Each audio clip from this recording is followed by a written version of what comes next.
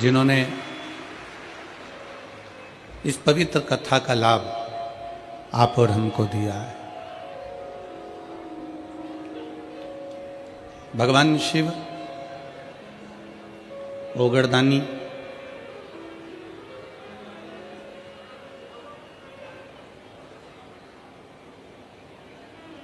जिस मेरठ की भूमि पर आप और हम कथा को श्रवण कर रहे हैं,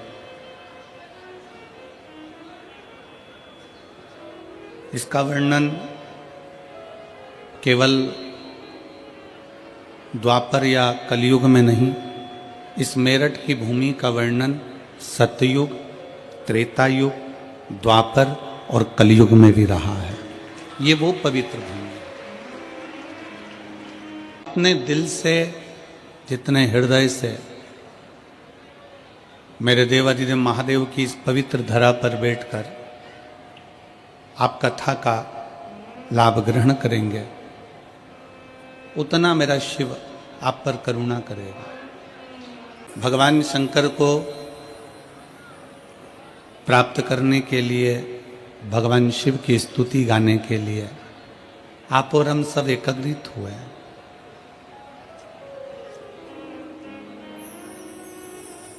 पूरे समय आप जितनी देर भगवान शंकर की कथा में बैठे, बहुत भीड़ है, बहुत भक्तों का सैलाब आया, ये शिव भक्ति है।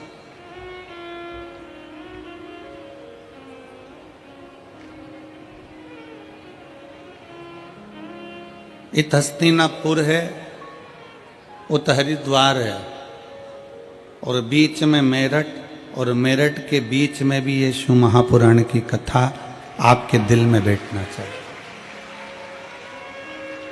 आपके हृदय में बैठना चाहिए। जब आप इसको दिल से, हृदय से श्रवण करेंगे, और हम तो कहते हैं, भोले बाबा से यही निवेदन है, जैसे ठंड शरीर से चिपकती है, उसी तरह भोले बाबा भी आपसे चिपक जाए, और 7 दिन ऐसे चिपकें कि जब घर पर जाओ और घर के लोग आपसे पूछे कि तू, ठंड में तो लोग थर थर कांपते हैं, पर जब से शिव पुराण से आई है तब से श्री शिवाय नमस्तुभ्यम, श्री शिवाय नमस्तुभ्यम, श्री शिवाय नमस्तुभ्यम गा रही है। ऐसा क्या है?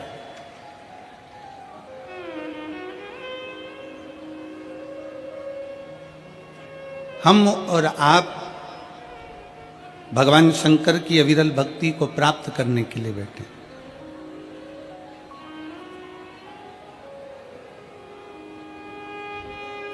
पर इतना याद रखो कि जितनी देर बैठो उतनी देर तुम्हारा दिल, तुम्हारा चित्त, तुम्हारा मन शिव में रहे। आप जितनी देर कथा को श्रवण करने के लिए बैठो उतनी देर तुम्हारा दिल भगवान शंकर में रमा रहे। शिव की स्तुति गाते रहो, शिव का नाम जप करते रहो।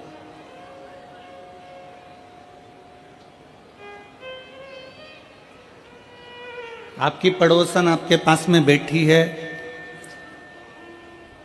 आपकी अड़ोसन आपके पास में बैठी है, आपकी धड़ोसन आपके पास में बैठी है। कौन बैठा है, क्या वस्त्र पहन कर आया है, क्या आभूषण पहन कर आया है, उससे मूलता ना रखते हुए ये मूलता रखें कि हम शंकर को कैसे देखें।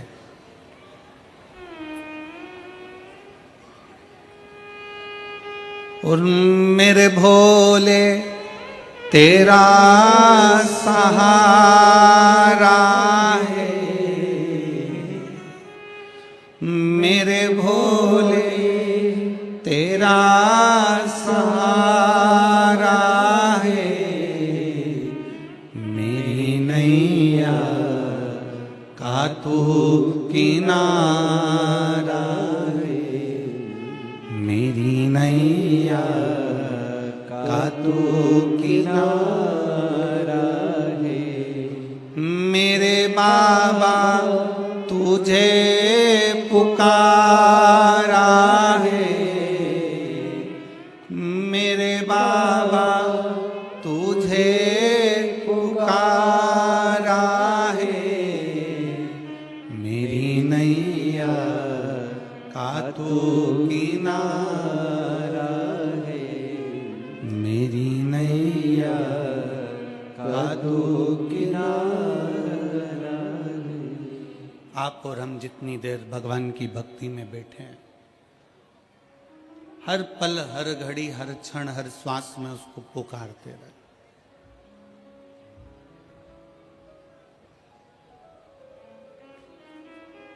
ये यजमान परिवार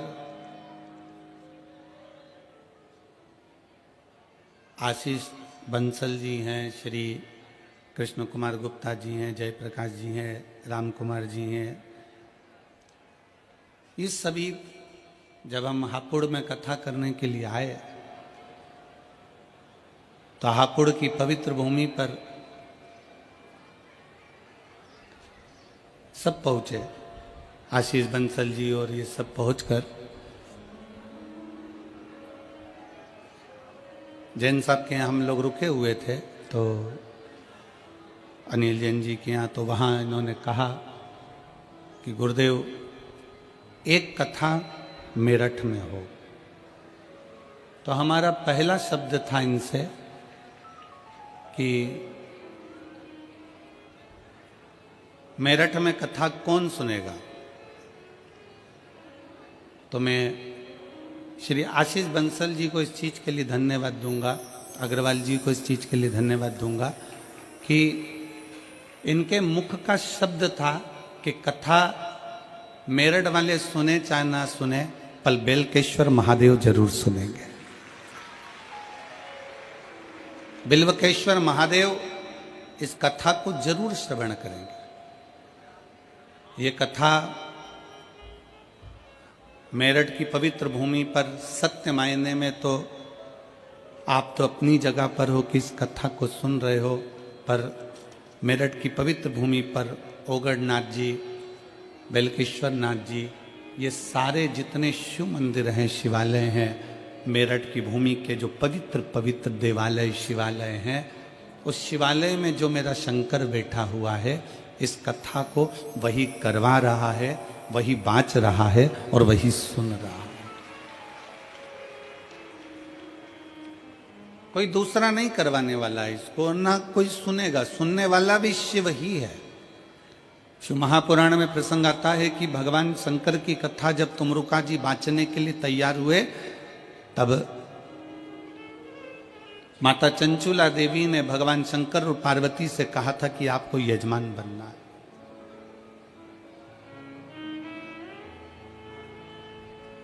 और हमने पहले भी कथा में कहा, आज फिर कहते हैं, मेरठ की इस पवित्र धरा पर, वीरों की इस भूमि पर, किस कथा के पंडाल में कथा श्रवण करने के लिए जो लाखों की संख्या में आप लोग पहुंचे हैं, इस कथा के पंडाल में वही पहुंचता है शिव पुराण सुनने के लिए, जिसको मेरे भोले बाबा हाथ पकड़कर पार उतार सकते हो, जिसको पार लगा दें।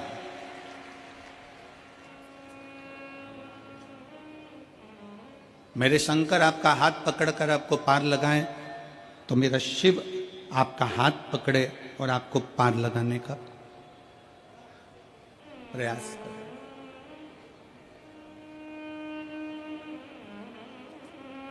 24,000 श्लोक हैं शिव महापुराण के अंतर्गत, 12 खंड हैं शिव महापुराण के।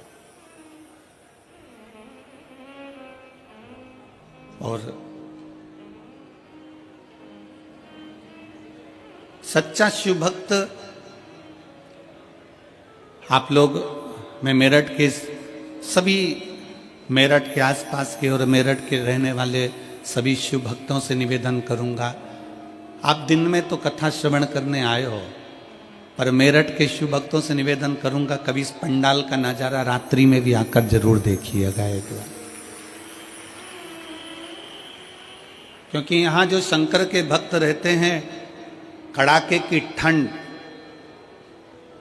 बरसता हुआ पानी, तेज धूप, इसका अंदाजा उनको रहता ही नहीं है। ये ऐसे रहते हैं जैसे ठंड में भी शंकर इनके शरीर को ऊर्जा दे रहा है। क्योंकि सच्चा शिव भक्त, भगवान शंकर का जो परम भक्त होता है, वो शिव भक्त भगवान से कहता है कि प्रभु मुझे भोजन मिले ना मिले चलेगा, मुझे भोजन मिले ना मिले चलेगा, पर सच्चा शिव भक्त कहता है कि प्रभु बस आपका दर्शन मिल जाए, इससे बढ़कर मुझे कुछ नहीं चाहिए, केवल आपका दीदार, केवल आपका।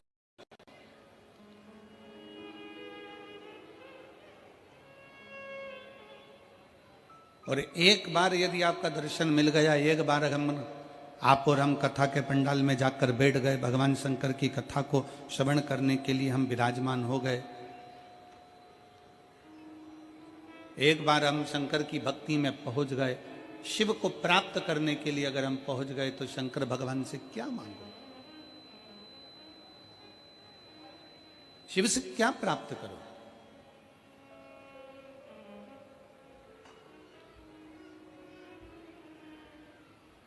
और कितने सुंदर समय पर शिव महापुराण की कथा प्रारंभ हुई है।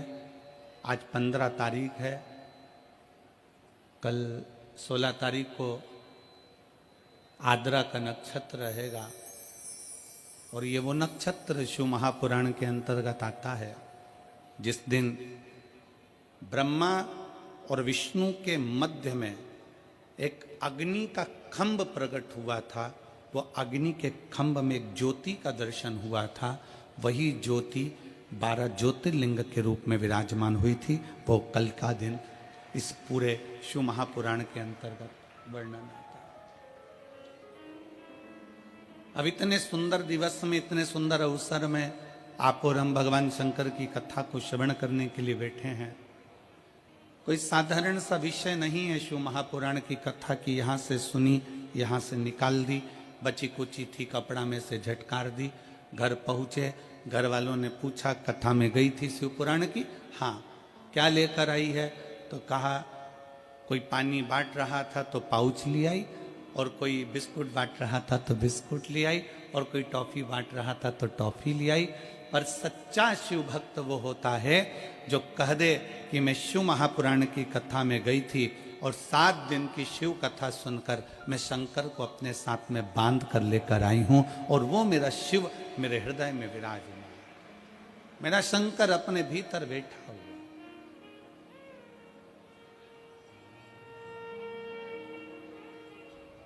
शिव को प्राप्त करने के लिए हमें कोई आडंबर, कोई दिखावा, कोई ढोंग, कोई ढकोसला शिव को प्रिय नहीं है।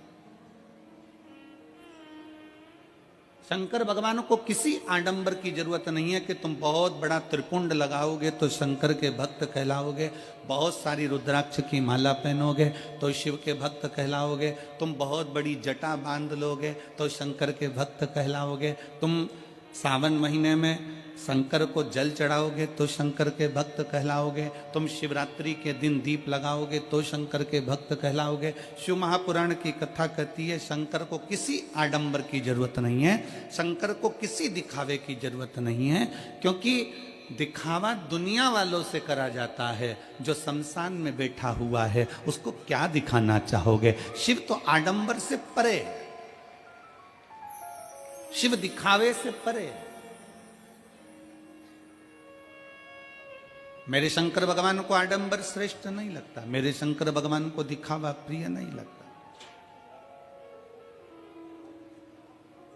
कोई तुमसे कह दे कि मेरे पास आना, मैं तुमको ये दे दूंगा, तुम मेरे पास आना तुम्हारा दुख मिटा दूंगा, तुम मेरे पास आना मैं तुम्हारा भविष्य बता दूंगा, तुम मेरे पास आना मैं तुम्हारी तकलीफें दूर कर दूंगा।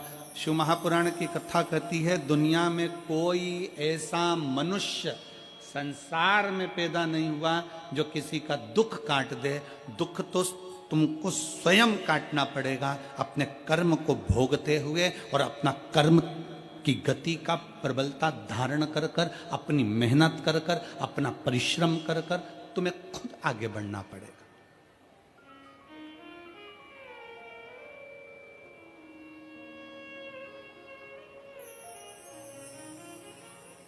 व्यक्ति बीमार होता है तो सबसे पहले अपने घर का इलाज करता है, घर में इलाज करते करते थक जाए तब फिर वो पास के प्राथमिक चिकित्सा केंद्र में जाता है। प्राथमिक चिकित्सा केंद्र में काम नहीं होता, फिर वो बड़े अपने शहर के हॉस्पिटल में जाता है। अपने शहर के हॉस्पिटल के बाद फिर वो दिल्ली जाता है, फिर वो एम्स में जाता है, फिर वो कहीं जाता है, फिर वहाँ से इलाज कराता कराता मुंबई आदि तक पहुँच जाता है। फिर वहाँ से इलाज कराने के बाद और कहीं उसकी इच्छा होती है वहाँ पहुँच जाता है। क्यों? क्योंकि उसको मालूम है कि मैं डॉक्टर के पास जाऊंगा तो मेरा आधा दुख कट जाएगा, क्योंकि डॉक्टर भी शंकर का एक रूप होता है। भारत की भूमि के ही नहीं, पूरे देश के जितने डॉक्टर हैं ये मेरे शिव का एक रूप है। ना जाने कितनों को इन्होंने अपने ओर से बल लगाकर, दम लगाकर जितना बन सकता है उतना प्राण देने का प्रयास करते हैं। कोई कैसा भी मरीज हो, डॉक्टर का कोई दुश्मन नहीं होता। डॉक्टर का कोई दुश्मन, जैसे डॉक्टर का कोई दुश्मन नहीं है, अगर दुश्मन भी आ जाता है तो भी डॉक्टर उसको ठीक करने की दवा देता है। अगर कोई डॉक्टर का द्रोही भी आ जाए तो भी डॉक्टर उसको ठीक होने की दवा प्रदान करता है। जैसे डॉक्टर का कोई दुश्मन नहीं होता, क्योंकि डॉक्टर शंकर का एक रूप होता है, उसी तरह शंकर का कोई दुश्मन नहीं होता। शिव शिव होता है, शंकर शंकर। गंधर्व, अप्सरा, नाग, किन्नर, सुर, असुर जितने हैं सब शिव के भक्त हैं। अप्सराएं भी भगवान शंकर का भजन करती हैं, गंधर्व भी भगवान शंकर का भजन करते हैं, देवता भी भगवान शंकर का भजन करते हैं, असुर भी भगवान शंकर का भजन करते हैं, नाग भी भगवान शंकर का भजन करते हैं, मनुष्य मानव सब भगवान शिव की आराधना में डूबे रहते हैं। इसलिए शिव महापुराण की कथा कहती है कि 100 काम छोड़ो, सबसे पहले भोजन करो। 1000 काम छोड़ो, सबसे पहले स्नान करो। 1,00,000 काम छोड़ो, सबसे पहले दान करो। भोजन भूखे को कराओ, प्यासे को पानी पिलाओ। और करोड़ों काम छोड़ दो, सबसे पहले अपने नगर में अगर शिव महापुराण की कथा हो रही हो तो वहां 5 मिनट जाकर बैठ जाओ। अपने क्षेत्र में, अपने नगर में, अपने मोहल्ले में, अपनी सोसाइटी में, अपने कॉलोनी में कहीं 100 kilometre, 50 kilometre, 150 kilometre, 200 kilometre, 300, 400 kilometre के दायरे में भी अगर शिव महापुराण की कथा भगवान शंकर की आशीर्वाद से, उनकी कृपा से अगर आपको श्रवण करने को मिल जाए तो वहां 10 मिनट, 15 मिनट, 5 मिनट, 3 मिनट जरूर। किसी ने पूछा, गुरुजी 3 घंटे की कथा में आप कह रहे हो कि 5 मिनट, 2 मिनट, 1 मिनट जाकर बैठ जाओ, उतनी कृपा भोलेनाथ जी कर देते हैं, इतना सा समय? हम कहते हैं शरीर में बड़े से बड़ा रोग होता है तो एक छोटी सी गोली खाने से पेट का दर्द ठीक हो जाता है, छोटी सी गोली खाने से सिर का दर्द ठीक हो जाता है, छोटी सी गोली खाने से घुटने का दर्द ठीक हो जाता है। तो 7 दिन की कथा में से अगर 1 मिनट की भी कथा मिल जाए तो बड़े से बड़ा दुख मेरा भोलेनाथ अपने आप काट देता है, अपने आप। और अकाल मृत्यु वो मरे जो काम करे चंडाल का, और काल उसका क्या बिगाड़े जो भक्त हो महाकाल। जो शिव की आराधना करने वाला हो, शंकर की उपासना करने वाला, शिव भक्ति में डूबने वाला,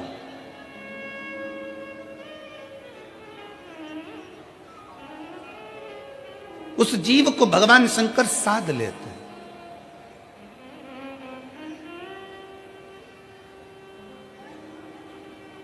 कई लोग कहते हैं, गुरुजी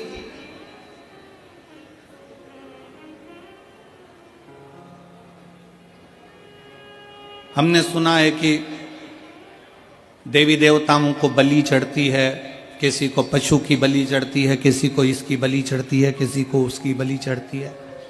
हमारी शिव महापुराण की कथा नहीं कहती कि किसी देवी देवता को बलि चढ़ती है।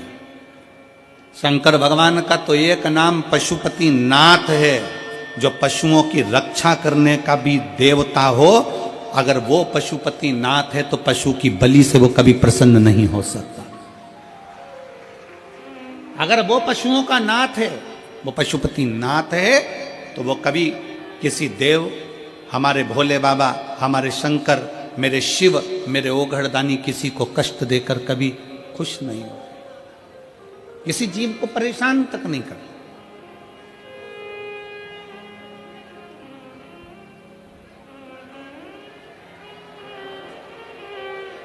किसी को कष्ट नहीं देते मेरे शंकर। एक देवता है तो वो भी शंकर की आराधना में लगा है, एक असुर है तो वो भी शंकर की आराधना में लगा है, गंधर्व हैं वो भी शिव की आराधना में लगे हैं, अप्सरा हैं वो भी शिव की आराधना में लगी, सब भगवान शंकर की आराधना में लीन। लंका अधिपति रावण को अपनी बेटी मंदोदरी,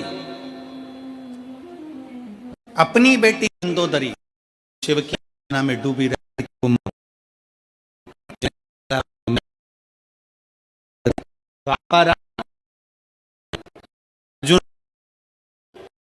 भगवान देने वाले भी यही मैदान होते। ये केवल असुर प्रवृत्ति से ही जुड़े हुए नहीं, भगवान शंकर की अविरति धारण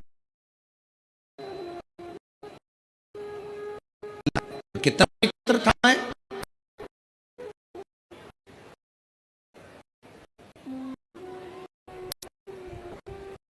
राजा मल की जो नगरी मेरठ, इस पवित्र भूमि पर मैं शंकर की आराधना करता, शिव की आराधना।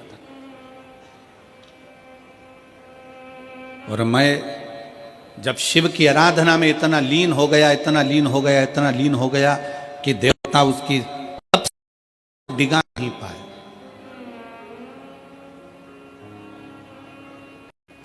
मैं तप साधना डिगी नहीं, मैं की तप साधना निष्फल नहीं। और होता है, शिव महापुराण की कथा कि जब जब आप भगवान की भक्ति करने के लिए बैठोगे, भगवान का भजन करने के लिए बैठोगे, जब जब आप भगवान शंकर की आराधना करने के लिए बैठोगे, दुनिया के लोग आपके उस मार्ग से आपको विचलित करेंगे, आपको उस मार्ग से हटाएंगे।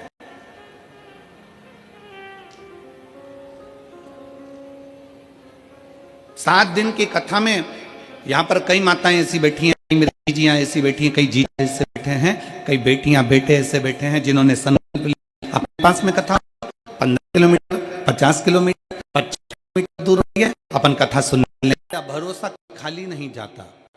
गुरुजी, मेरा मकान एक गली में बहुत पीछे था तथा घर की बैठक में ही मेरी छोटी सी दुकान थी। गली में होने की वजह से काम भी नहीं चलता था, हम बहुत परेशान थे, लेकिन हमें अपने शंकर पर पूरा विश्वास था। मैंने घर में ही एक छोटी सी शिवलिंग मिट्टी के पात्र में स्थापित कर दी। हम दोनों पति पत्नी रोज शिवलिंग का श्रृंगार करते, जल एवं बेलपत्र चढ़ाते। कहीं पर बैठी हो, मेरा नाम सौरभ वर्मा है, पत्नी निशा वर्मा। आप ही हैं? हाथ हिलाओ एक बार। हाँ ठीक है, आ जाइए एक बेलपत्र लेने के लिए, आ जाओ। पति पत्नी रोज शिवलिंग पर श्रृंगार करते, जल एवं बेलपत्र चढ़ाते। गुरुजी, हम सीहोर गए, वहाँ से कुबरेश्वर धाम जी का हमने कंकर शंकर का पूजन करा, प्रार्थना करी, भोले भंडारी सबकी झोली भरते हैं। बाबा की पवित्र भूमि को नमन कर कर बाबा से विनती कर कर आ गए, गुरुजी आपके द्वारा हमारे नज़दीक में हापुड़ में कथा हुई, वहाँ हम पति पत्नी बच्चों के साथ पंडाल में बैठ गए और पंडाल में बैठकर हमने बाबा से प्रार्थना करी कि बाबा हमारी दुकान बाजार में हो जाए, जिससे कम से कम हमको कुछ खाने को अच्छा मिलने लगे और कुछ अच्छे से अपनी ज़िंदगी जी सकें। आज मैं बाबा को प्रणाम करने के लिए आई हूँ। बाबा बाबा है। पंडाल में बैठकर कथा श्रवण करने का फल क्या होता है गुरुजी, आज मैं छाती ठोक कर कह सकती हूँ, मेरे बाबा ने मुझे बीच बाजार में, दुकान तो दुकान, मकान भी दिला दिया और मुझे बीच बाजार में रखा। हापुड़ की कथा सुनी और बाबा से विनय करा, हापुड़ की कथा को ज्यादा समय नहीं हुआ गुरुदेव, पर मेरा कुबेर भंडारी ने मेरा भंडार भर दिया। आज मैं बाबा को यहां प्रणाम करने के लिए आई हूं। शिव तत्व इसी को कहते। क्या देगा, कैसे देगा, कब देगा, इसका अंदाजा किसी को नहीं। आप किस भाव से बैठे हो, जिस भाव से, जिस दिल से, जिस हृदय से। देवता भी भजें शंकर को। और फिर निवेदन है, अगर शरीर में रोग है तो सबसे पहले डॉक्टर के पास जाओ। डॉक्टर जो जांच बोले, जो चेकअप बोले, वो सब करो, क्योंकि डॉक्टर शिव का एक रूप है। और उसके साथ में फिर शंकर की शरणागति पकड़ो, शिव का द्वार पकड़ो। किसी इधर आडंबर में, कोई दिखावे में ना जाकर डॉक्टर के अनुसार दवाइयाँ लो, गोलियाँ लो, और फिर उसके साथ ही भगवान शंकर पर विश्वास कर कर उसका चढ़ा हुआ जल का आचमन करो। विश्वास, क्योंकि एक क्षण ऐसा आता है कि डॉक्टर भी कह देते हैं कि हम पूरी मेहनत कर रहे हैं, अब उसके हाथ में है, अब उसके हाथ में है, तो वो कोई दूसरा नहीं, वो देवाधिदेव महादेव है। ब्रह्मा ब्रह्मलोक में रहते हैं, भगवान विष्णु बैकुंठ लोक में रहते हैं, पर इस मृत्यु लोक का कोई अधिपति है। इस मृत्यु लोक में अगर कोई निवास करने वाला है तो वो देवाधिदेव महादेव है। सारी समस्या का हल, थोड़ा आवाज दम के निकालो, सारी समस्या का हल बोल बम का नारा है। शिव शिव है, ओघड़ ओघड़ी है। विश्वास पूर्ण रखिए शंकर।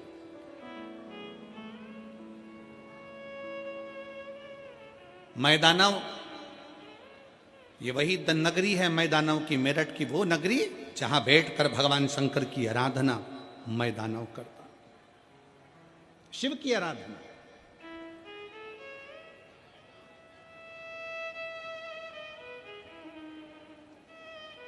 और ऐसी शिव की आराधना मैदानों ने करी कि देवता भी घबराने लगे कि कहीं ये शंकर भगवान से कुछ मांग ना ले। भगवान विष्णु की आराधना करे ना तो देवताओं को टेंशन नहीं रहता। ब्रह्मा जी की अगर कोई आराधना करे तो देवताओं को टेंशन नहीं रहता। माता लक्ष्मी की कोई आराधना करे, मां सरस्वती की कोई आराधना करे, 33 कोटि देवी देवताओं की कोई आराधना करे तो देवताओं को टेंशन नहीं होता। पर अगर कोई शंकर की आराधना करता है तो देवताओं को सबसे बड़ा टेंशन होता है, क्योंकि शिव भोले हैं। तुरंत उनको कोई याद करता है और शंकर भगवान कुबेर का भंडार भर देते हैं। ऐसे मेरे ओगड़दानी सबसे ज्यादा चिंता, सबसे ज्यादा टेंशन शंकर भगवान की पूजन का सारे देवताओं को रहता है, हमेशा, हर पल, हर घड़ी।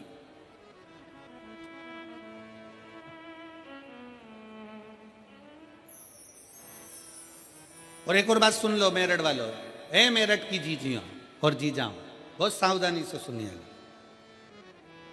आप इतनी सारी संख्या में पहुंचे हो ना कथा श्रवण करने के लिए, तो देवताओं को टेंशन हो गया तुम्हें देख देख के। कब इतने सारे आए हैं, शंकर जी की कथा सुनेंगे और शिव जी की कथा सुनेंगे, तो खाली तो कोई जाता नहीं है। शंकर ना जाने इनको क्या क्या देकर भेज देगा, कोई भरोसा नहीं है। शिव शिव है, ओघड़ी ओघड़ी है, शंभु शंभु है।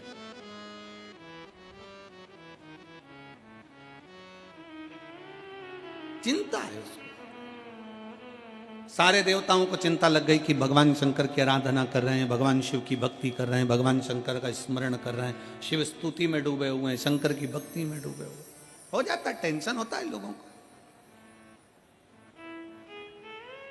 कई लोगों को बड़ी टेंशन रहती, चिंता रहती है। अभी अभी ये शिव महापुराण की कथा चल रही है ना, तो कई लोगों को इसका भी टेंशन होगा, क्या पता क्यों हो रही है, कौन करा रहा है, काय के लिए करा रहा है।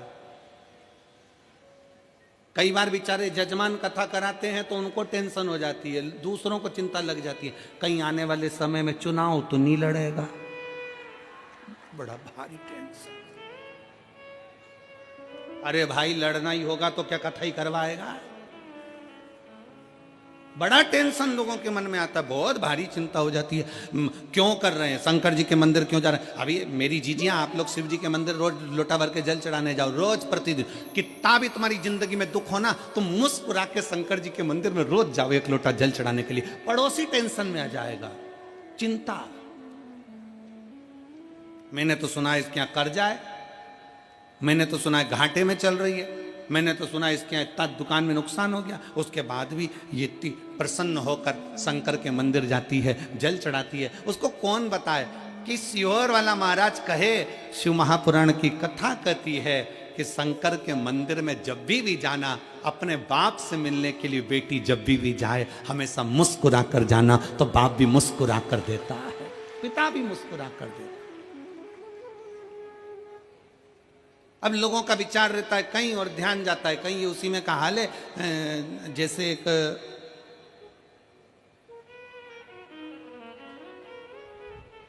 पति की पत्नी मर गई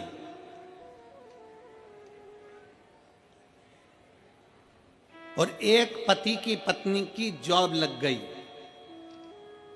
दिल्ली में। एक की पत्नी मर गई और एक पति की पत्नी की जॉब लग गई दिल्ली में। जिसकी पत्नी मरी उसका नाम भी कमलेश था और जिसकी पत्नी की जॉब लगी उसका नाम भी कमलेश था। अब यहां कोई कमलेश बैठा हो तो बुरा मत मानना रहे हो।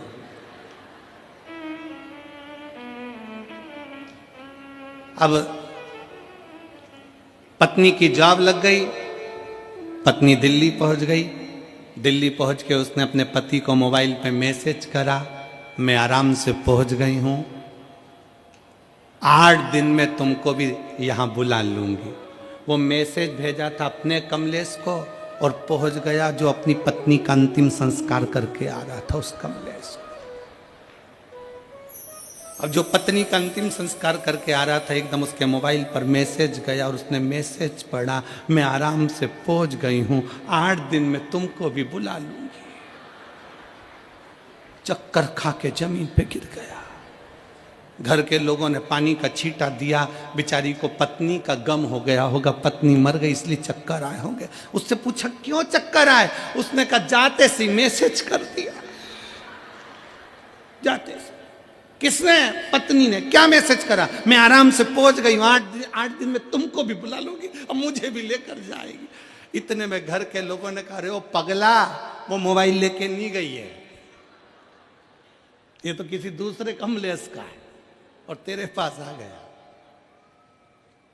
ऐसे ही बहुत संसार में लोग हैं जो विचार करते हैं कुछ, करने जाते हैं कुछ, उनकी दृष्टि रहती है कुछ और नेत्र रहते हैं कुछ। शिव पुराण की कथा कहती है, पर निवेदन है तुम्हारा मैसेज सही जगह जाना चाहिए। 7 दिन की कथा में तुम्हारे मुख से श्री शिवाय नमस्तुभ्यम होना चाहिए। तुम्हारा मैसेज, तुम्हारा शिव नाम नमः शिवाय, पंचाक्षर मंत्र, षडक्षर मंत्र, ओम नमः शिवाय, तुम राम जपो, कृष्ण जपो, शिव जपो, श्री शिवाय नमस्तुभ्यम जपो, तुम्हारी मर्जी पड़े जो जपो, पर वो मंत्र में तुम्हारी मूलता होना चाहिए, शिव की स्तुति होना चाहिए।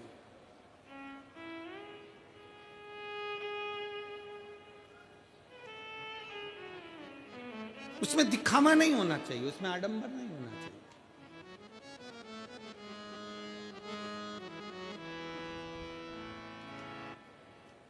मैं दानव ने भगवान शंकर की तपस्या करी, बहुत तप किया, बहुत तप किया, बहुत तप किया। ऐसा तप मैं दानव करा, ऐसा तप करा मैं दानव ने कि देवताओं घबरा गए कि ये शंकर की स्तुति कर रहा है, शंकर जी की आराधना कर रहा है और शिव की आराधना कर रहा है, मतलब कुछ ना कुछ मांग लेगा। रावण ने शंकर की आराधना करी थी, सोने की लंका मिल गई थी। रावण ने शंकर की आराधना करी थी, वर प्राप्त हो गया था। भस्मासुर ने शिव जी की आराधना करी, उसको वर प्राप्त हो गया था। जो मांगता है, शंकर भगवान तो इतने भोले हैं, इतने भोले हैं कि जैसे छोटा सा बच्चा, बच्चे से कह दो पापा, तुरंत कहे बेटा टॉफी देना, बच्चा टॉफी दे देता है। बेटा मम्मी को ये देना, लो मम्मी को दे देता। भोला बच्चा जैसा होता है वैसा ही मेरा भोलेनाथ है, मेरा शंकर, मेरा ओघड़ी दानी है, वो तुरंत दे देता। किसी से कुछ लेता ही नहीं, देता ही देता।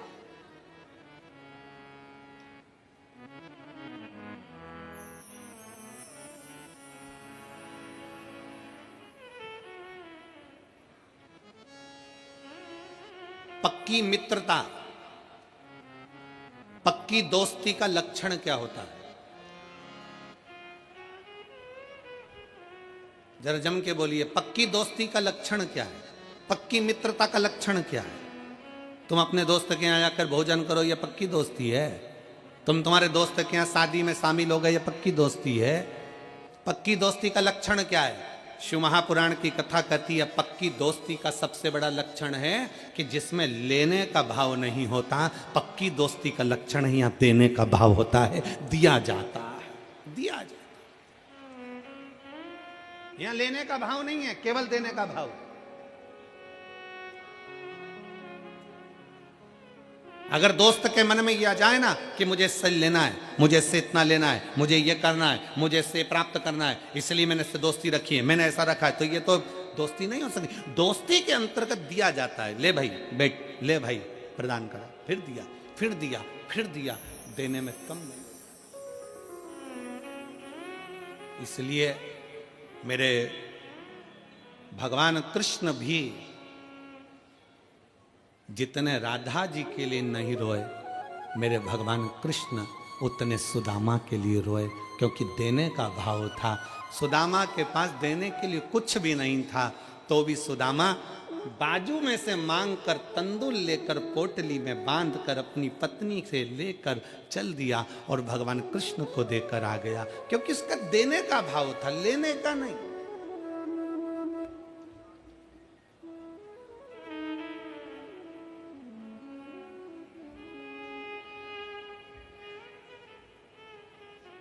इसलिए आप और हम एक बार गुनगुनाते हैं ना,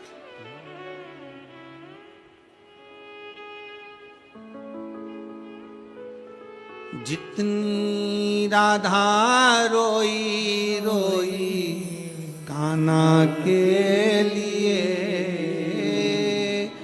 जितनी राधा रोई रोई कान्हा के लिए, कन्हैया उतना रोया रोया गे सुदामा के लिए, कन्हैया उतना रोया रोया गे सुदामा के लिए। जितनी राधा रोई रोई कान्हा के लिए, जितनी राधा रोई रोई कान्हा के लिए, कन्हैया उतना रोया रोया है सुदामा के लिए, कन्हैया उतना रोया रोया है सुदामा के लिए। सच्ची मित्रता में देने का भाव होता है। देवता चिंता में आ जाते हैं अगर कोई शंकर की आराधना करे, शिव को एक लोटा जल चढ़ाए, शंकर की आराधना करे, शिव स्तुति करे, तो देवताओं को चिंता लग जाती है, ना जाने क्या मांग लेगा, ना जाने क्या प्राप्त कर लेगा, पता नहीं क्या ले लेगा। ये चिंता बढ़ गई। मैदानों ने तप करा तो देवताओं को चिंता बढ़ी, चिंता बढ़ी तो उन्होंने तप को तोड़ना चाहा, तप टूटा नहीं, विजय प्राप्त कर ली। विजय प्राप्त करा तो गया देवताओं के लोक में, भ्रमण करने के लिए गया था देवलोक में, और मैदानों ने भ्रमण करते करते देखा कि एक सुंदर सी अप्सरा जिसका नाम हेमा है, जिसका नाम हेमा है, बड़ी सुंदर सी अप्सरा है देवलोक की, इतनी सुंदर अप्सरा है, जितनी देवलोक में अप्सरा हैं वो भगवान का भजन करे ना करे पर देवताओं का मनोरंजन करती, उनको प्रसन्न करने का प्रयास करती। पर हेमा नाम की अप्सरा एक ऐसी अप्सरा थी जो भगवान शंकर की भक्ति में डूबी रहती थी। हेमा अप्सरा शिव की भक्ति में डूबी रहती, शिव तत्व की प्राप्ति है, भगवान शंकर की प्राप्ति, शिव स्तुति है।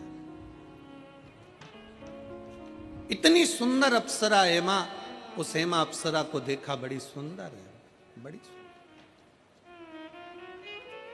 देवलोक की जितनी अप्सरा हैं वो देवताओं को रिझाने का कार्य करें, देवताओं को मनाने का कार्य करें, पर हेमा अप्सरा भगवान शंकर की भक्ति में डूब जाती है। हेमा अप्सरा भगवान शिव की भक्ति में डूब जाती है, शिव भक्ति में लीन। हेमा का नियम था भगवान शिव की भक्ति कर। हेमा का नियम है भगवान शंकर की विरल भक्ति में डूबना। और शिव भक्ति ऐसी थी हेमा की, हेमा अप्सरा की, मैं दानव ने जो हेमा अप्सरा को देखा तो समझ गया कि इसको मैं अपनी अर्धांगिनी बनाऊंगा, इसको मैं अपनी पत्नी बनाऊंगा। और हेमा अप्सरा को मैं दानव ने अपनी अर्धांगिनी बना लिया, पत्नी बना।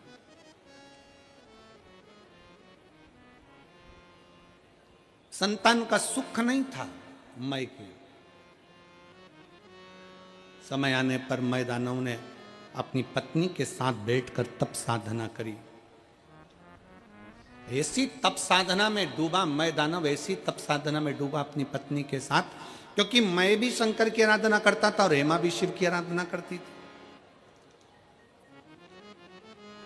शंकर जी के मंदिर में जाकर अगर आप एक लोटा जल चढ़ा रहे हो, शिव के मंदिर जा रहे हो, शिव महापुराण की कथा कहती है कि तुम्हारा घर स्वर्ग है कि नरक है, इसका अंदाजा आप खुद लगा सकते हो। आपके घर में अगर अतिथि आ रहे हैं, आपके घर में से रोज एक रोटी गौ माता की निकल रही है, आपके घर में छोटे छोटे बच्चे की किलकारियां हैं, आपके घर में बुजुर्गों के मुख से आशीर्वाद निकल रहा है, और आपके घर से एक लोटा जल रोज शंकर के शिवालय तक जा रहा है। आपके घर में अगर भगवान शंकर की रोज पूजन की आवाज आती हो, घंटी का नाद होता हो, रोज दीप जलता हो, तो समझ लेना कि तुम्हारा घर किसी स्वर्ग से कम नहीं है, तुम्हारा घर स्वर्ग है।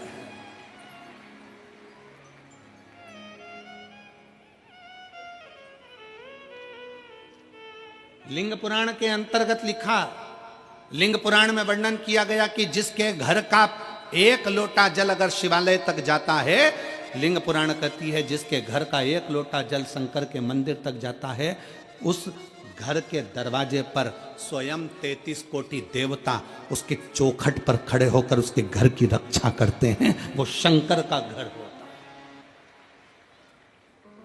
वो शिव का घर है। आपके घर से अगर एक लोटा जल चढ़ाने के लिए आप शंकर के मंदिर में जा रहे हो, शिव के शिवालय तक जा रहे हो, शंकर की चौखट तक जा रहे हो, समझ लेना आपका घर नहीं, शंकर का घर है। 33 कोटि देवता उसके दरवाजे पर खड़े रहते हैं, 33 कोटि देवता उसके द्वार पर खड़े रहते हैं। शिव का द्वार है वो, शंकर का द्वार।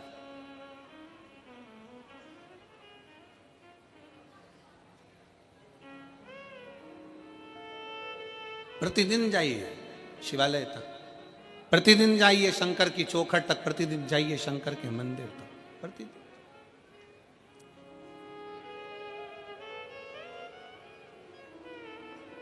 मैं दानव हेमा के साथ में बैठकर तप साधना में लीन हो गए।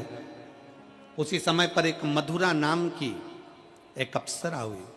जो मधुरा नाम की अप्सरा शंकर भगवान के स्वरूप को देखकर मोहित हो गई। शिव का बड़ा सुंदर स्वरूप था उस मधुरा का, और बड़ी सुंदर थी मधुरा, इतनी सुंदर भगवान शंकर की ओर मोहित हो गई। शंकर भगवान की पूजन में लग गई। शिव जी को जल चढ़ाना, शंकर जी के ऊपर बेलपत्र चढ़ाना, शंकर जी की आराधना करना, शिव की स्तुति करना। अब कोई कहे गुरु जी शंकर भगवान की आराधना तो अप्सरा कर रही है, शंकर भगवान की आराधना तो देवता कर रहे हैं, शंकर भगवान की आराधना तो मनुष्य कर रहे हैं, शंकर भगवान की आराधना तो पशु कर रहे हैं। शंकर की कथा और शंकर की पुराण और शंकर की पूजन रावण भी करता है, तो शंकर की पूजन भगवान श्री राम भी करते हैं। ये शिव की आराधना है। रावण भी शिव की आराधना करता है तो राम जी भी शिव की आराधना करते हैं। कंस भी अगर शंकर की आराधना करते हैं तो भगवान कृष्ण भी शिव की आराधना करते हैं।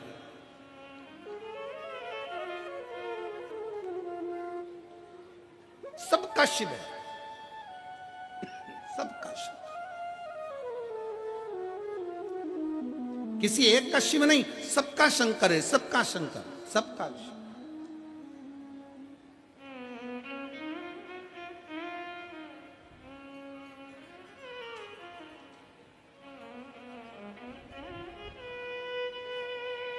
और महाराज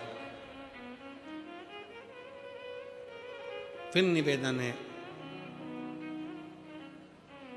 कि दुख में ना कोई तेरे साथ रहेगा, साथ रहेगा तो महादेव रहेगा। कोई साथ नहीं देगा, रहेगा शंकर तुम्हारे साथ में, शिव तुम्हारे साथ में, हर पल हर घड़ी हर क्षण है। और फिर निवेदन है, तुम ये कभी मत सोचना कि कोई तुम्हारा साथ दे जाएंगे। किसी हो सकता है तुम्हारी दुख की घड़ी में तुम सोचो किसी और वाला महाराज आ जाएगा। ना ना ना ना, ये प्रपंच में पढ़ना ही मत कि किसी और वाला महाराज तुम्हारी दुख की घड़ी में आ जाएगा। ना,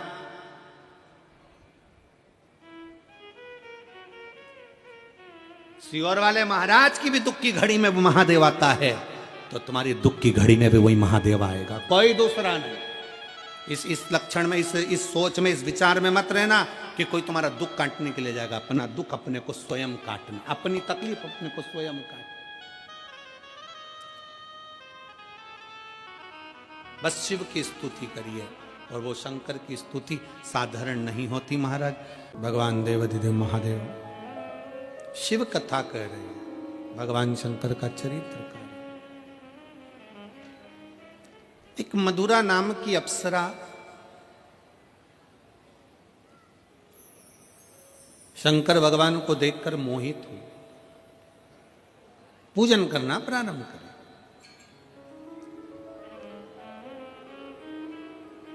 अब शिव जितना तप से भगवान शंकर प्रसन्न नहीं होते,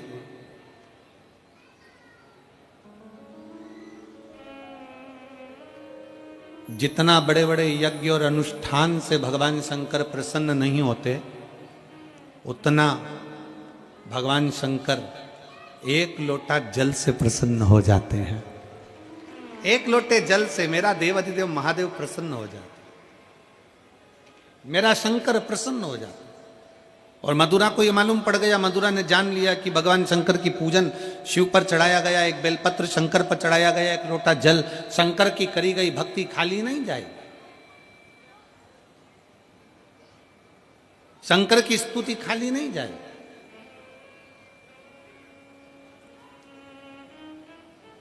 और बहुत जरूरी है, जितने लाखों की संख्या में आप लोग बैठे हुए हो, रास्ता चैनल पर जितने लोग कथा सुन रहे हैं, फेसबुक यूट्यूब पर जो लोग सुन रहे हैं, और इस पवित्र मेरठ की भूमि पर जितने शिव भक्त इस कथा को सुन रहे हैं, वो अपने अंदर एक बात उतार लेना, तुम अगर धर्म की रक्षा कर रहे हो, तुम धर्म के पथ पर आगे बढ़ रहे हो, और तुम अगर धर्म को ज्ञात कर कर धर्म की रक्षा में लगे हो, तो एक दिन वही धर्म तुम्हारी भी रक्षा करेगा और तुमको भी बचाने का प्रयास करेगा। आज चारों तरफ उपद्रवी लोग सनातन धर्म को नीचे दबाने का प्रयास कर रहे हैं। आज के जमाने में सनातन धर्म को नीचे की ओर ले जाया जा रहा है। भगवान की निंदा करना, शंकर जी पर दूध क्यों चढ़ा रहे हो, शंकर जी की आराधना क्यों कर रहे हो, देवी जी पे चूनर क्यों चढ़ा रहे हो, देवी जी की आराधना क्यों कर रहे हो, क्यों शंकर जी की पूजन करते हो, क्यों देवताओं की पूजन करते हो। दुनिया के लोगों ने एक लक्ष्य बना रखा है कि सनातन धर्म के देवताओं को बदनाम किया जाए, सनातन धर्म के देवताओं के लिए अपशब्द कहा जाए, और जब ये सनातन धर्म से हट जाएं तो हमारे अपने धर्म में इनको ले लिया जाए और इनके अपने धर्म में विराजमान कर कर इनको भी धर्म भ्रष्ट कर दिया जाए। पर मेरठ वासियों और मेरठ की मेरी जीजियों, चिंता विषय नहीं है। चिंता इस बात की करना है कि आपके और हमारे बच्चे संस्कारों से विहीन तो नहीं है। अपने घर के बच्चों को जैसे ड्रेस पहनाती हो, अपने घर के बच्चों को जैसे बैग टांग कर देती हो, अपने घर के बच्चों को जैसे टिफिन बना कर देती हो, अपने घर के बच्चों को एक लोटा जल भर कर दो, उसको भी शंकर के मंदिर पहुंचाना प्रारंभ करो। जिस घर का बच्चा शंकर के मंदिर की देहली चढ़ता है, जिस घर का बच्चा शंकर के मंदिर की चौखट चढ़ता है, उस घर का बूढ़ा व्यक्ति कभी वृद्धाश्रम पर नहीं चढ़ता है। याद रखना इस बात। अपने बच्चों को यह संस्कार दीजिए कि हमारे घर के बच्चे आगे बढ़ें और मंदिर, देवालय, शिवालय तक पहुंचे। एक पत्र है और मैं बच्चे को धन्यवाद देता हूं इस चीज के लिए। कि बच्चे ने कुछ भी नहीं छुपाया, जो बोलना था सब बोल दिया। मैं इस बच्चे को धन्यवाद देता हूं। मेरा नाम ब्रजेश सेन है। मैं जिला टीकमगढ़ मध्य प्रदेश का रहने वाला हूं। कहीं बैठा हो बेटा तो हाथ हिला सकते हो, अगर कहीं बैठे हो तो हाथ हिला सकते हो। मेरा नाम ब्रजेश सेन है। मैं आप ही हैं बेटा? आ जाओ, एक बेलपत्र ले जाना। एक बार हाथ हिलाओ, वापिस वापिस हाथ हिलाओ। हाँ ठीक है, आ जाइए, आ जाओ, एक बेलपत्र ले जाना, आ जाइए। मेरा नाम ब्रजेश सेन है। मैं जिला टीकमगढ़ मध्य प्रदेश का रहने वाला हूं। शंकर भगवान की महिमा का मैं क्या गुणगान करूं गुरुदेव। 20 साल की मेरी उम्र है। मुझे गलत लोगों की संगत के कारण 18 साल का था तब से ही गलत लत में लग गया था। ड्रिंक करना, मदिरा पीना और गलत गलत कार्य करना। गुरुदेव, दारू का नशा ऐसा कोई नशा नहीं था जो मैं नहीं करता था। सारे गलत काम भी मैंने किए। 2019 में आपकी पहली बार कथा को सुना ऑनलाइन। गुरुदेव, पहली बार कथा सुनी, वो भी नशे में सुनी। दारू के नशे में था। मोबाइल पर कथा सुनी। बस नशे से जब होश में आया, सुबह 4:30 बजे मैं जागा और 4:30 बजे जाकर मैंने फिर उसके बाद में ये विचार कर लिया कि अब मैं दारू को नहीं छूंगा। और ऐसा नहीं है गुरुजी कि ये दारू का नशा करने वाला व्यक्ति नियम भी खुद बनाता और तोड़ता भी खुद ही है। मैं ऐसा करूंगा ये विचार कर लिया, कई बार भी सोचा, पर ये पहली बार था जो शिव महापुराण की कथा का लत लग गया शरीर को। 8:30 बजे फिर वापिस मैं कथा को सुनने के लिए मोबाइल पर लगा लिया। 8:30 बजे मैंने कथा सुनी, शिव जी के मंदिर गया, शंकर के मंदिर में जाकर बाबा की भक्ति में लग गया। सीहोर पहुंचा, बाबा का वहाँ पर कंकर शंकर पूजन करा, वहाँ से रुद्राक्ष ले आया, बाबा की कावड़ बढ़ी, बाबा से विनती करना प्रारंभ कर दिया कि कभी नशा ना करूं और कभी गलत काम ना करूं। गुरुदेव, आज बाबा की कृपा से कई साल हो गए, शंकर की कथा सुनता हूँ, मंदिर में झाड़ू लगाता हूँ, पोछा लगाता हूँ, शिव की आराधना करता हूँ और आज बाबा की कृपा से कोई नशा नहीं करता, सारे नशे से मुक्त हूँ। और 1 साल नहीं, कई साल निकल गए। बाबा 3 साल से नित्य लगातार नियम से 3 साल से नित्य लगातार 3 साल से नित्य नियम से मंदिर, झाड़ू, पोछा, सुबह शाम सब 3 साल से नित्य नियम से मंदिर, झाड़ू, पोछा सब कर रहा हूँ और बाबा की कृपा से सारे नशे से मुक्त हूँ। और बाबा ने अब मेरा हाथ भी पकड़ लिया, बाबा की कृपा से आगे भी बढ़ रहा हूँ। ये शिव, इसको शंकर कहते हैं।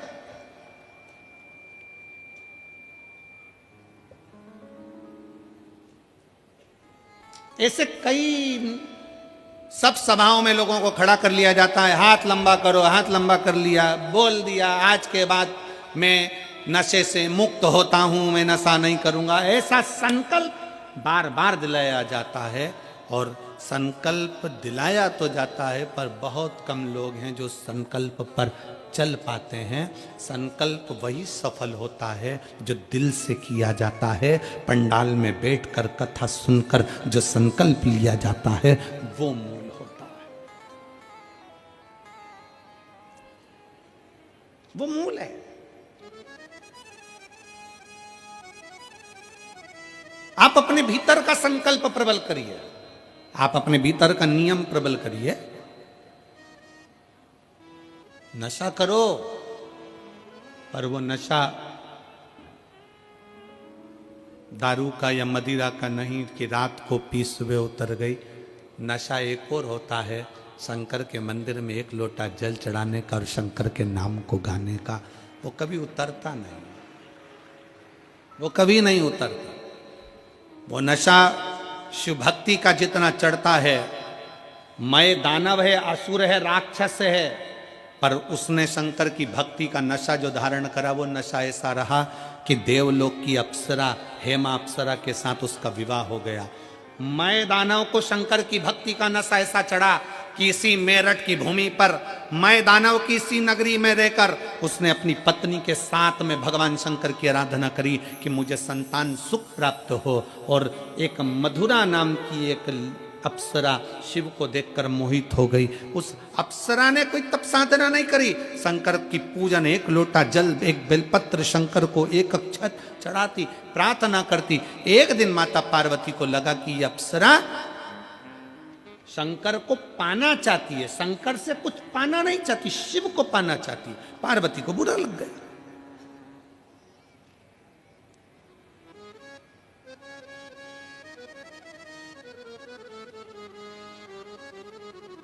कितने असुर, कितनी चतुर थी। रामचरितमानस की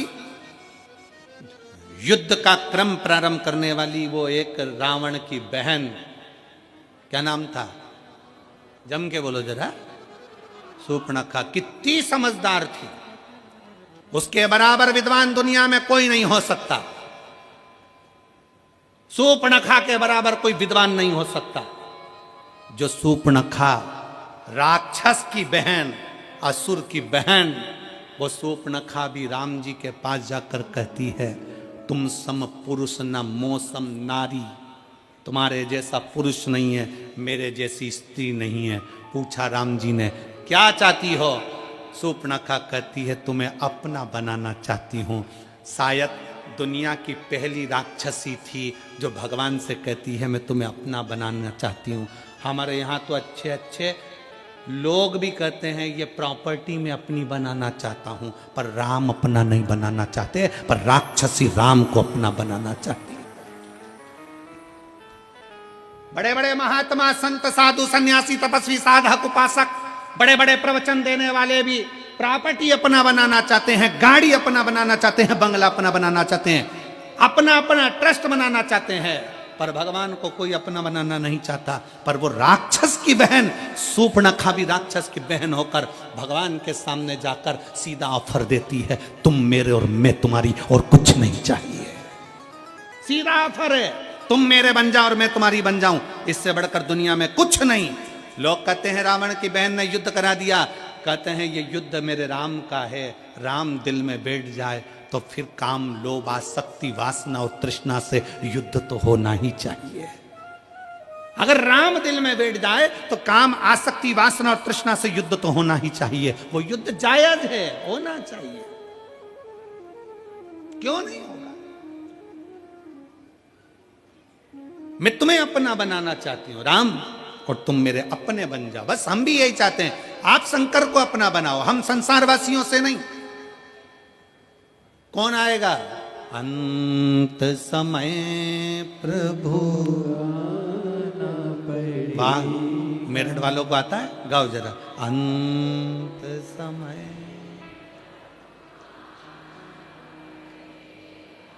वचन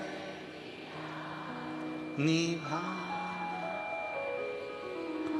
आए ना आए प्रभु कुटुंब कबीला, अंत समय प्रभु आना पड़ेगा, वचन दिया तो निभाना पड़ेगा, अंत समय प्रभु आना पड़ेगा, वचन दिया तो निभाना पड़ेगा।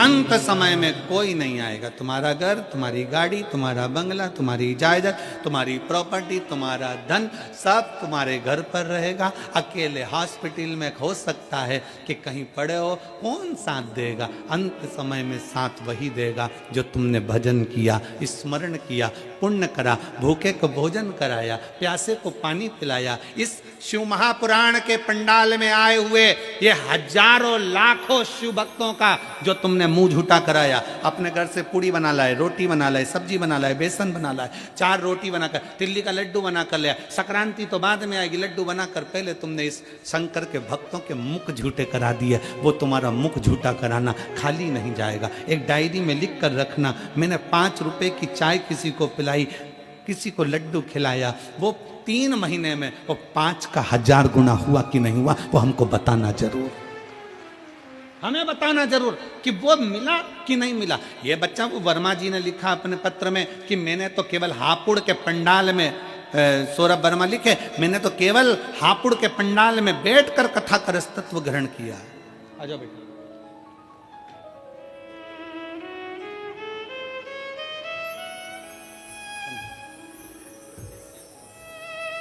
इस बच्चे के लिए भी ताली बजाओ जिसने प्रेरणा दी है आज की टीम को।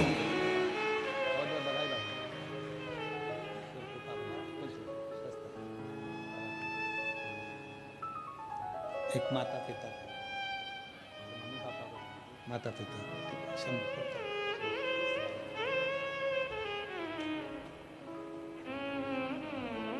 आपका किया गया भजन, आपका किया गया स्मरण, फिर निवेदन है, पैसा साथ नहीं जाएगा, करोड़ों का धन है सब यहीं छूट जाएगा, पर पैसे का पुण्य बनाइए।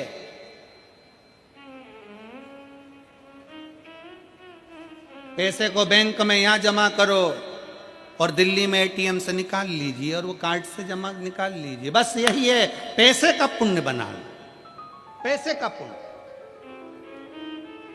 थोड़ा भूखे का भोजन, प्यासे का पानी और जय बाबा बर्फानी है क्या? क्यों कहते हैं कि भूखे को भोजन और प्यासे को पानी और जय बाबा बर्फानी क्यों कहा जाता है, किस लिए कहते हैं? उसका कारण केवल है कि किसी देवता के साथ भूखे का भोजन और प्यासे का पानी नहीं लिखा है, केवल बाबा भोलेनाथ के साथ इसको जोड़ा गया है। क्यों? क्योंकि ब्रह्मा ब्रह्म लोक में रहते हैं, भगवान विष्णु बैकुंठ लोक में रहते हैं, पर शंकर पृथ्वी लोक पर रहता है। मृत्यु लोक में जो किसी अन्न का भाग भी दान करता है, किसी प्यासे को पानी भी पिलाता है, किसी शिव भक्त का मुख झूठा कराता है, उसका पुण्य खाली नहीं जाता, उसका पुण्य खाली नहीं जाएगा। एक पत्र है,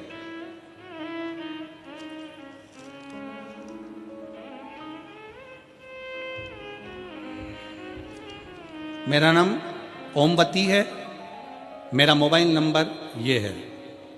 कहीं बैठी हैं ओमवती जी? मैं गाजियाबाद से रहने वाली हूँ, गाजियाबाद के रमते राम रोड की रहने वाली हूँ। पत्र को आप लोग एलईडी के माध्यम से पढ़ सकते हैं। आप ही हैं? एक बार वापिस साथ ही लाओ, आ जाइए, एक बेलपत्र ले जाओ, आ जाओ। मेरा नाम ओमवती है, मैं मोबाइल नंबर ये है। मैं गाजियाबाद रमते राम रोड की रहने वाली हूँ। कुछ दिन पहले मेरे देवर को बुखार आ गया था, अचानक से उसके पेट में दर्द उठा तो हम उसको डॉक्टर के यहाँ लेकर गए। डॉक्टर ने उसका एमआरआई और अल्ट्रासाउंड कराया। हम रिपोर्ट लेकर डॉक्टर के पास गए तो डॉक्टर ने ट्यूमर बता दिया।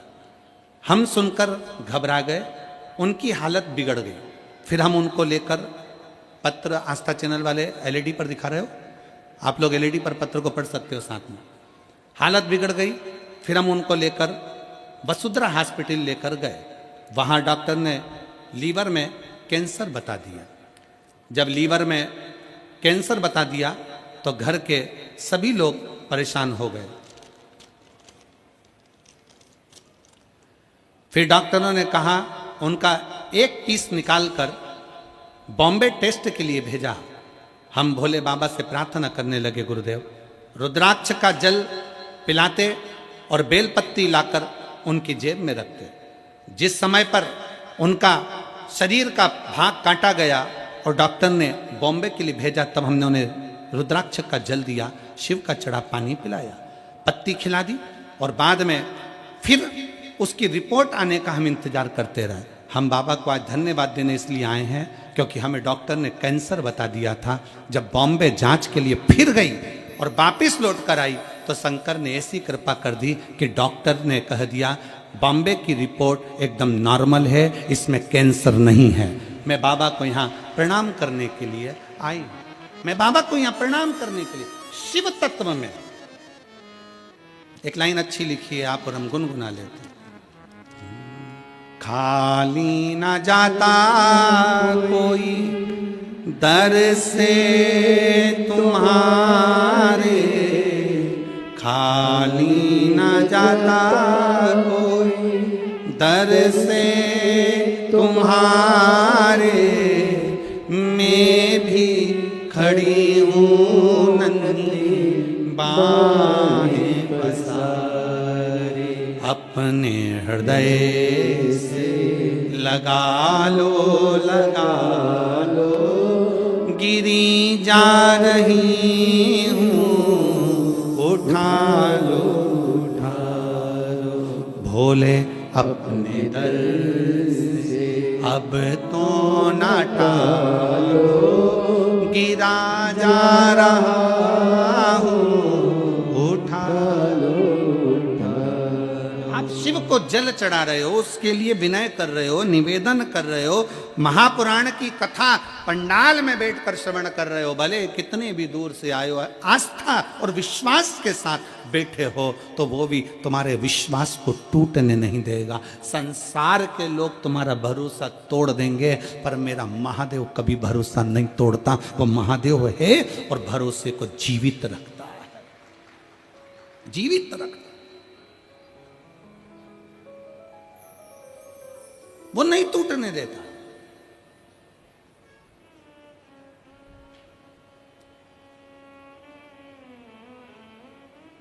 इन सारे पत्रों को ये ढेर लगे हुए, हम इतने पत्र नहीं पढ़ पाते, ये ढेर लगे हुए तो पहले दिन के पत्र हैं, अभी तो रोज के चालू होंगे।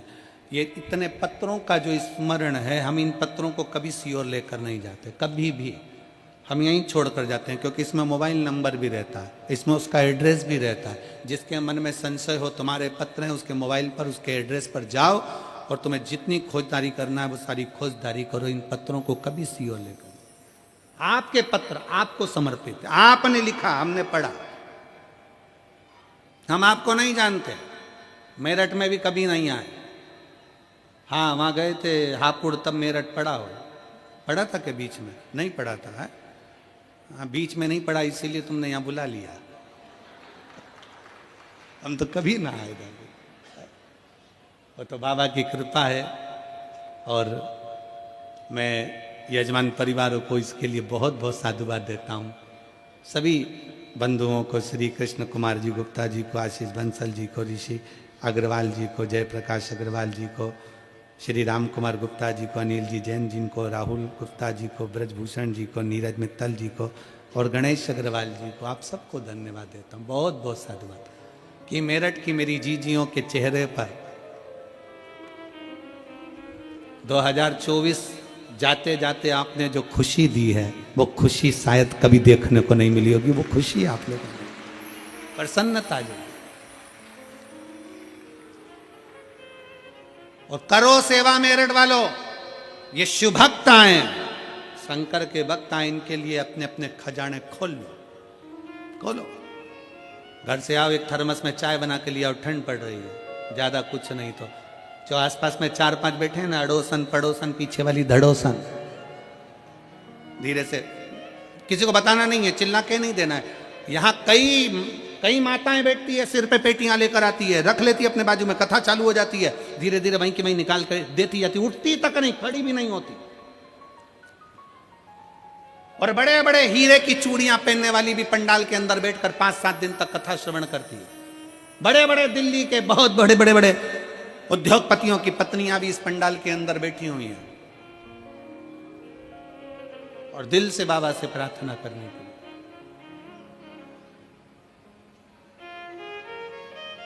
शिव की भक्ति करो। मधुरा नाम की अप्सरा ने शंकर को, पार्वती जी को क्रोध आ गया, पार्वती को लगा कि ये क्या कर रही है। पार्वती गुस्से में आकर माता पार्वती ने मधुरा को श्राप दे दिया, तुझे श्राप देती हूं, तू मेंढक बनेगी, मेंढक बनकर तू कुएं में रहेगी। रोने लगी है अप्सरा मधुरा, मेरी गलती क्या है, मेरी क्या गलती।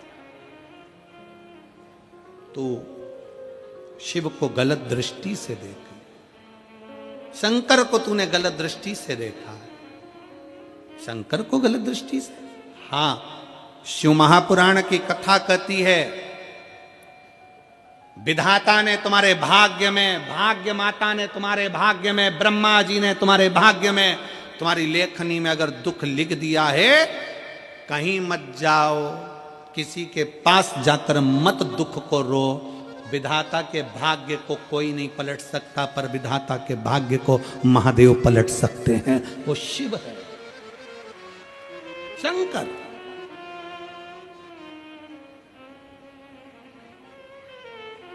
चौदह वर्ष तक मेरे भगवान राम वन में रहे। पूरे राम जी के वन गमन के समय पर अभी की शासन ने,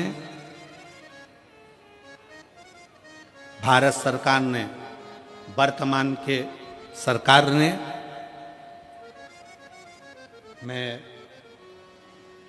वर्तमान की इस भारत सरकार को बहुत बहुत धन्यवाद देते हैं कि अयोध्या से लंका तक के बीच में राम पथ गमन बनाया गया है। आशीष जी, आप कभी जाएंगे तो अयोध्या से राम पथ गमन बना हुआ है। गुप्ता जी, वहां पूरे राम पथ गमन बनाया गया, भारत सरकार ने उसको बनाया। और राम पथ गमन को अगर आप दर्शन करेंगे तो राम पथ गमन में जितने राम के मंदिर नहीं है, राम पथ गमन में जितने किसी देवता के मंदिर नहीं है, अयोध्या से लेकर लंका तक के बीच में सबसे ज्यादा मंदिर शंकर जी के हैं। क्यों? क्या कारण है? उसका एक कारण था, जब दशरथ जी से विदा मांगकर भगवान राम चले, तो विदा मांगते हुए जब चलते हैं तो माता कौशल्या जी राम जी से कहती हैं, राम तुम्हारे पिता तुम्हारे साथ में तो नहीं जा रहे, तुम्हारी माता तुम्हारे साथ वन में तो नहीं जा रही, पर तुम्हारे साथ तुम्हारे एक पिता देवाधिदेव महादेव तुम्हारे साथ वन में जा रहे हैं। प्रतिदिन शंकर के शिवलिंग का निर्माण करना, पूजन करना भगवान राम का प्रतिदिन का नियम था। एक पार्थिव शिवलिंग का पूजन करते थे, निर्माण करते थे, पूजन करते थे। जब तक मेरे राम पार्थिव शिवलिंग का पूजन नहीं कर लेते, तब तक जल नहीं पीते थे। यही निर्णय अर्जुन का था, यही निर्णय युधिष्ठिर का था। जब तक पानी नहीं पीते थे, जल चढ़ाया, राम जी ने पूजन करी, फिर जल पिया। पार्थिव लिंग का निर्माण मेरे राम जी करे, तो पूरे अयोध्या से लेके लंका तक राम पथगमन में जितने मंदिर हैं शंकर भगवान के, और सब मेरे राम जी ने जितने पार्थिव शिवलिंग का निर्माण प्रतिदिन करते थे, वहां पर राम पथगमन पर राम जी के मंदिर का सुंदर सुंदर निर्माण हुआ है। पूरे राम पथगमन में आप दर्शन करिए, भारत सरकार ने जो बना रहे हैं राम पथगमन, उसके अंतर्गत दर्शन करिए। और इसके लिए मैं उत्तर प्रदेश सरकार को, माननीय योगी जी को भी धन्यवाद देता हूं कि उन्होंने उत्तर प्रदेश सरकार के इस राम पथगमन में भी श्रेष्ठ शिव मंदिरों का निर्माण करवाया।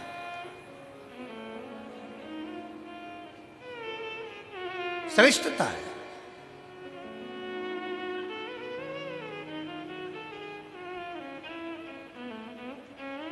शिव को पहचानना, शंकर को जानना जरूर। जो शंकर भगवान को जान गया, पहचान। एक पत्र में उसने वर्णन किया है महाराज,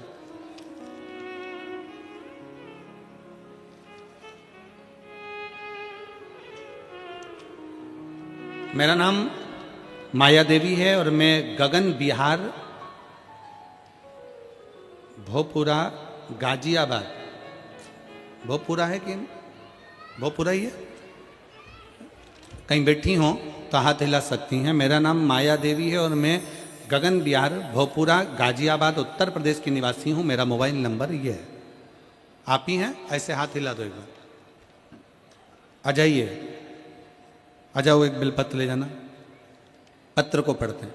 मेरा नाम माया देवी है और मैं गगन बिहार भोपुरा गाजियाबाद उत्तर प्रदेश की निवासी हूँ। मेरा मोबाइल नंबर ये है। गुरुजी, एक लोटे जल का मैं क्या वर्णन करूं। 2022 अगस्त का महीना, जब मुझे सांस लेने में तकलीफ हुई, खाना पीना खाने में तकलीफ होने लगी, तब मैंने छोटे मोटे डॉक्टर अस्पताल में इलाज कराया, लेकिन कोई आराम नहीं हुआ। उसके बाद मुझे हापुड़ के रामा अस्पताल ले जाया गया, जहां मेरी सोनोग्राफी हुई और जिसमें फेफड़े में कुछ गांठ आई, और जिसकी जांच दिल्ली के IIMS अस्पताल में होनी थी। वहां जब टेस्ट हुआ तो गुरुदेव पता चला कि तीसरी अवस्था का, थर्ड स्टेज का फेफड़ों का कैंसर हो गया है। थर्ड स्टेज का फेफड़ों का कैंसर सुनाया गया। पूरे घर में मातम सा पसर गया और गली मोहल्ले व रिश्तेदार भी कहने लगे इस बीमारी का तो कोई इलाज ही नहीं है। तभी एक व्यक्ति द्वारा पता चला कि आस्था चैनल पर पंडित प्रदीप मिश्रा शिव महापुराण की कथा करते हैं, जिसके सुनने व उपाय करने से बीमारी ठीक हो सकती है। अब मैं कथा सुनने लगी व उपाय करने लगी। इस दौरान मैं हरिद्वार में बाबा की कांवड़ भरने चली गई। फिर मैं वहाँ से आई, सीहोर चली गई। पंडाल में 7 दिन तक मैंने कथा सुनी, रुद्राक्ष महोत्सव को श्रवण किया और बाबा को रोज जल चढ़ाती, रुद्राक्षोत्सव का आनंद लेती।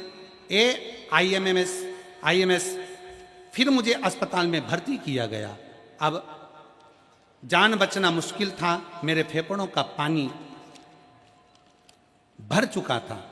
उस दौरान मेरी बड़ी बेटी रोज शिवलिंग पर जल चढ़ाती, बेलपत्र लाती, मुझे ग्रहण करने को देती और भगवान शंकर का जो रुद्राक्ष लेकर आए थे उसको पानी में गलाकर मुझे देती। 4 लीटर पानी मेरे फेफड़ों से निकाला गया। 10 दिन में मुझे आराम लगा। अब मैं रोज खुद मंदिर जाना प्रारंभ कर दी, बेलपत्र खाना प्रारंभ कर दी, बाबा की धोक लगाना प्रारंभ कर दी। बाबा मेरा कैंसर ठीक कर दो, बाबा इसका कोई इलाज नहीं है।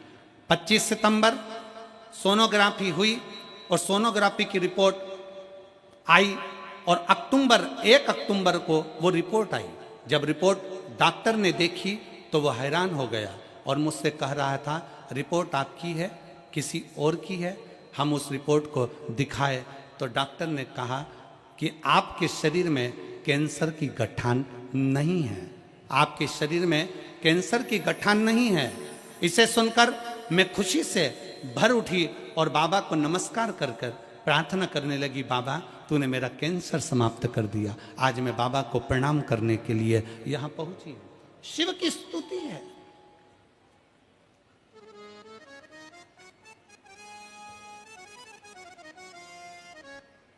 लाइन अच्छी लिखी है, सारी समस्या का हल एक लोटा। आपका विश्वास, आपका भरोसा, आपकी श्रद्धा, आपकी भक्ति। फिर निवेदन है डॉक्टर से जांच कराओ, वो रिपोर्ट बोले रिपोर्ट कराओ, सब कुछ करो, दवाइयां खाओ, औषधि खाओ, पर अपने शंकर पर 1 लोटा जल चढ़ाना बंद मत करो। शिव की स्तुति में लगे रहो, लगे रहो। एक ना एक दिन मेरा भोले बाबा तुम्हारी बीमारी को समाप्त जरूर करेगा, क्योंकि उस पर करा हुआ भरोसा कभी टूटता नहीं है, कभी नहीं टूटेगा। उसने माँ ने लिखा, जांच कराने के बाद मां लिख रही है, डॉक्टर पूछ रहा है 1 अक्टूबर 25 अक्टूबर को सोनोग्राफी कराई, 1 अक्टूबर को जांच आई और रिपोर्ट डॉक्टर ने देखी तो वो हैरान रह गया और मुझसे कहा यह रिपोर्ट आपकी है, ये रिपोर्ट आपकी है। हैरान हो गया कि ऐसा हो सकता है क्या।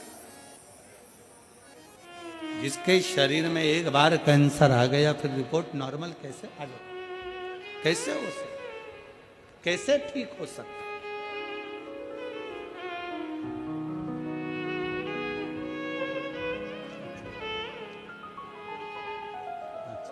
ओमवती जी, आपके देवर को जो प्रॉब्लम हो सब ठीक है, शीश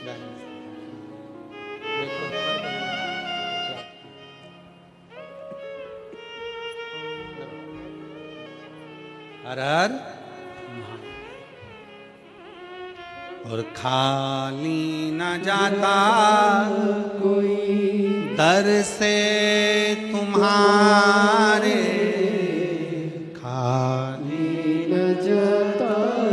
आप जिस भरोसे से, आप जिस विश्वास से, कई लोग दिल्ली के कई लोग मैसेज करे, गुरुजी हमारे दिल्ली में कब कथा होगी, हम शिव महापुराण की कथा कैसे श्रवण करें। हम उन बहनों से निवेदन करना चाहते हैं, दिल्ली में बहुत भीड़ होती है, इसलिए आप दिल्ली 55-50 किलोमीटर दूर होगी, बाबा से प्रार्थना कर कर गाड़ी लेकर दिल्ली से आप मेरठ आओ और कथा का लाभ लेकर अपने दिल्ली को जाओ, शिव तत्व को धारण करो।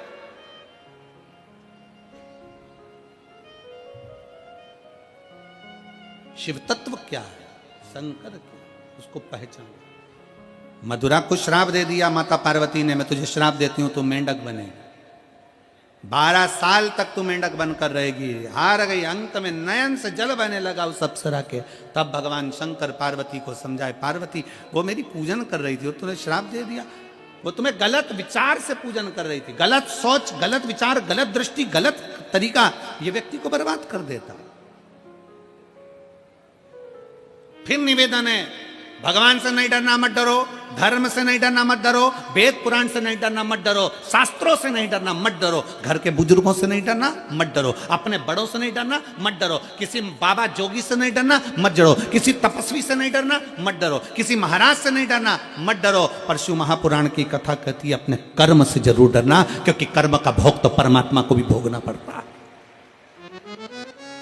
कर्म का भोग तो परमात्मा को भी भोगना पड़ता है। भगवान राम ने छुप कर बाण मारा था बाली को, उस बाली ने छुप कर बाण मारा कृष्ण अवतार में, भगवान कृष्ण के चरण में, हिसाब बराबर हुआ। कर्म का भोग तो भोगना पड़ता है,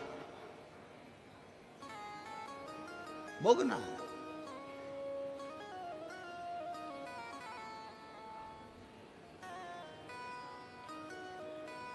इसीलिए निवेदन, मत बुरे कर्म कर बंदे वरना पछताएगा, भगवान की आंखों से तू बच नहीं पाएगा, तू बच नहीं पाएगा। अरे ओ अज्ञानी मत करना दानी, तेरे कर्म का फल भी तो ही पाएगा, जैसा किया तूने तेरे आगे आएगा। मत बुरे कर्म कर बंदे वरना पछताएगा, भगवान की आंखों से तू बच नहीं पाएगा, तू बच नहीं पाएगा। अपने कर्म गति को अपने को भोगना है। मधुरा 12 वर्ष तक मेंढक बनकर जन्मी, पर शंकर ने कह दिया तू चिंता मत कर, 12 वर्ष के बाद तेरा शरीर छूटेगा, जैसी सुंदर आज है वैसी सुंदर रहेगी, पृथ्वी पर अवतरित होगी और तेरे माता पिता तुझे पाल पोस कर बड़ा करेंगे। पर मधुरा ने कह दिया कि मैंने तो आपकी भक्ति करी थी आपको पाने के लिए। शिव कहते हैं मैं तो नहीं मिलूंगा, पर मेरा भक्त तुझे मिलेगा जो तुझे अर्धांगिनी बना लेगा। समय बीता, मैं दानव अपनी पत्नी हेमा के साथ में इसी राष्ट्र में, इसी मेरठ में बैठकर तप साधना में लगे थे, और समय बीता, तप साधना पूर्ण कर कर जा रहे थे। कुएं में से एक बच्ची की रोने की आवाज आई, जैसी आवाज आई उस लड़की को कुएं से निकाल लिया। मैदानव ने हेमा की गोद में डाल दिया। हेमा और मैदानव ने उस लड़की का नाम मंदोदरी रख दिया, उस लड़की का नाम मंदोदरी रख दिया। और वो मंदोदरी धीरे धीरे जब अवस्था लेने लगी, थोड़ी बड़ी हुई, पार्थिव लिंग का निर्माण करती, पूजन करती, पार्थिव लिंग का निर्माण कर कर पूजन में लीन हो गई।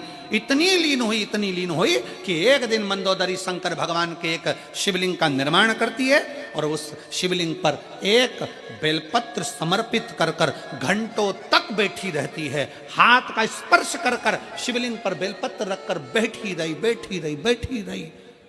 जब जाती शंकर के मंदिर में लीन हो जाती। आपसे भी कहा है, जैसे ये शिवलिंग है, मान लो ये शंकर का शिवलिंग है, और शिवलिंग की ये जो जलाधारी होती है ना, इस जलाधारी पर कभी मन करे, तुम्हारे मन का कोई भाव है और बहुत बहुत तकलीफ चल रही है, एक बेलपत्री को ले जाओ, बेलपत्री की डंडी उत्तर की ओर, और बेलपत्री को यहाँ रखकर अपना हाथ का स्पर्श कर कर थोड़ी देर बैठकर बाबा से अपने मन की बात करो। कहीं एकांत में शिवलिंग मिल जाए तो वहां बैठकर बाबा से अपने दिल की बात करो। मंदोदरी उस शिवलिंग के पास जाकर बैठती, हाथ का स्पर्श करती, घंटों तक बैठी रहती, भगवान का पंचाक्षर मंत्र का जाप करती, नमः शिवाय नमः शिवाय नमः शिवाय नमः शिवाय, जपती रहती। आ जाइए।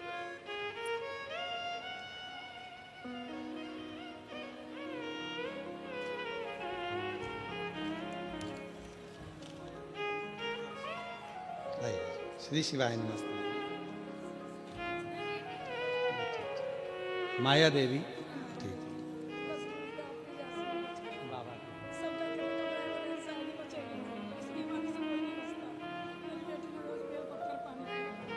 अच्छा, आपका विश्वास आपकी माँ को जीवित रख लिया शिव जी को। शिव शिव।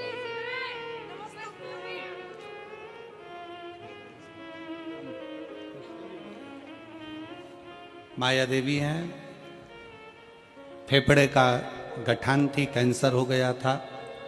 एक बार की जांच में कैंसर आया, दूसरी बार फिर जांच कराई गई। 25 सितंबर की जांच आई, 1 अक्टूबर को जांच कराई, दिखाने डॉक्टर को गई, सारी रिपोर्ट वापस नॉर्मल आ गई और शरीर में कैंसर नहीं रहा। यही शिव भक्ति है, इसी को शिव उपासना। मंदोदरी भगवान शंकर की आराधना में लीन हो गई, हाथ का स्पर्श कर कर बेलपत्री पर अपना हाथ रखकर बैठ जाती।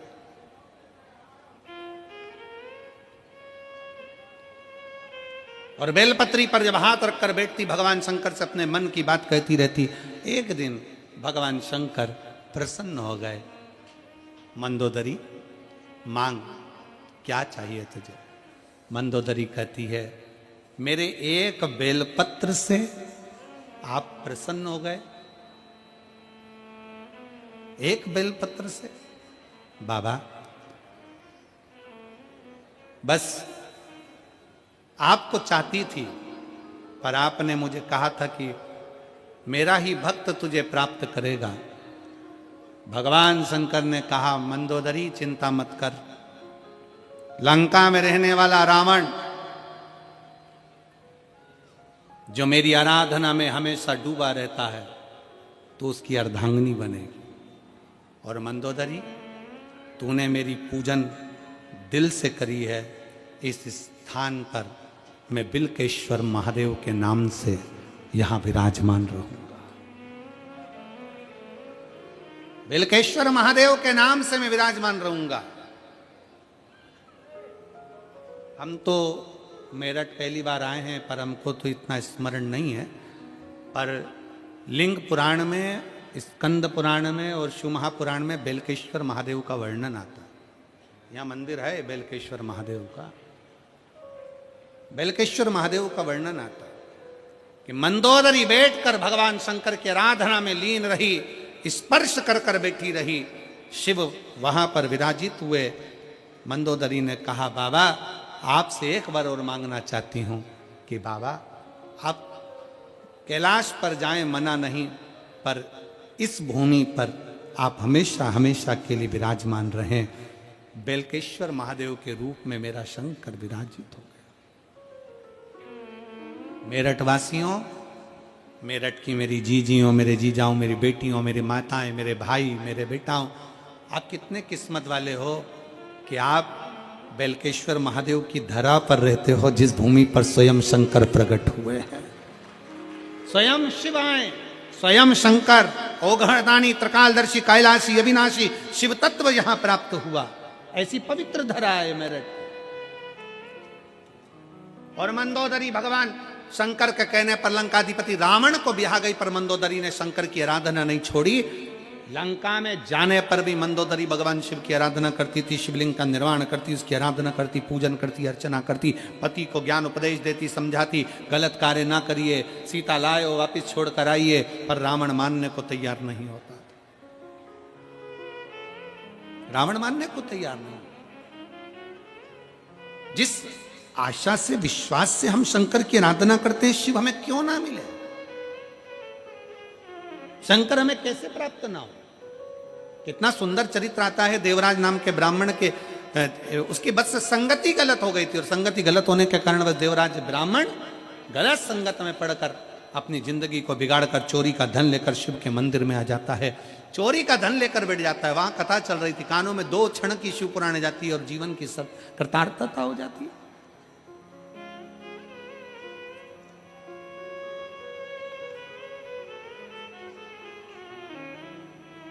अभी सिरपुर महाराष्ट्र में कथा थी,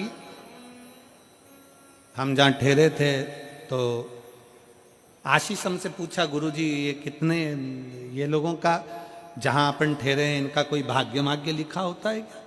हम आशीष से कहे, आशीष जिसके घर का दाना पानी बाबा ने लिखा है और जिसके घर में बाबा का भजन होना लिखा है, उतने दिन वहाँ रहकर ना जाने कौन से पुण्य यजमान करता होगा, ना जाने कौन सा भाग्य लिखा कर लाता होगा कि जिसके घर में रहकर 7 दिन 5 दिन शंकर जी की अखंड माला जाप। क्योंकि हम किसी से मिलते नहीं, ये जजमान परिवार हो चाहे टीवी चैनल वाले सब जानते हैं कि हम 4 दिन कथा के किसी से नहीं मिलते। हमारा जाप श्री शिवाय नमस्तुभ्यम, अपना कमरा, बाबा का भजन, और जो घर में भोजन बन जाए 2 रोटी बाबा की पाओ, शंकर की स्तुति करो और भगवान के गुणगान करो। किसी से मिलना ना जुड़ना।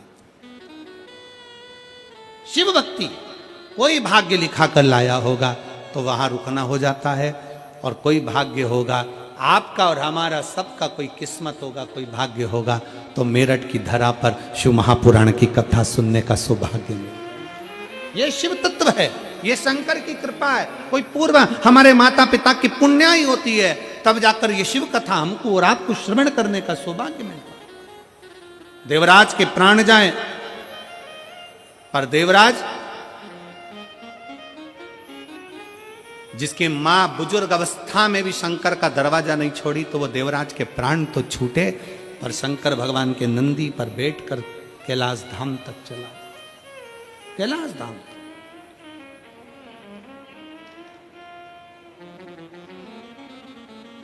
कोई जल्दी बनता है, कोई लेट बनता है, पर शंकर को जल चढ़ाने वाला एक दिन सेठ जरूर बनता है। थोड़ा समय लग सकता है, फाइल मोटी है, पढ़ने में समय लगेगा, दुख है कटने में समय लगेगा, तकलीफ है, थोड़ा समय लग सकता है। एक बेटी ने पत्र में लिखा कि अब बुलाने का समय तो अब थोड़ा सा नहीं रहेगा, पर मैं सुप्रिया वर्मा, पत्नी श्री पुनीत वर्मा, हरिद्वार से आई हूं। कहीं बैठी हो तो हाथ हिला सकती हैं। सुप्रिया वर्मा, पत्नी श्री पुनीत वर्मा, हरिद्वार से आई हूं। मैं बाबा भोलेनाथ की कृपा का क्या गुणगान करूं गुरुदेव। कहीं बैठी हो तो हाथ हिला सकती हैं। गुरुदेव मैं क्या वर्णन करूं, मेरी शादी को कई साल निकल गए थे, 1 2 साल 3 साल 4 साल 5 साल 6 साल 7 साल 8 साल इंतजार करा, पर संतान का सुख नहीं हुआ। डॉक्टरों को दिखाया, पर डॉक्टरों के यहां से भी डॉक्टर ने कह दिया कि तुम्हें औलाद नहीं हो सकती।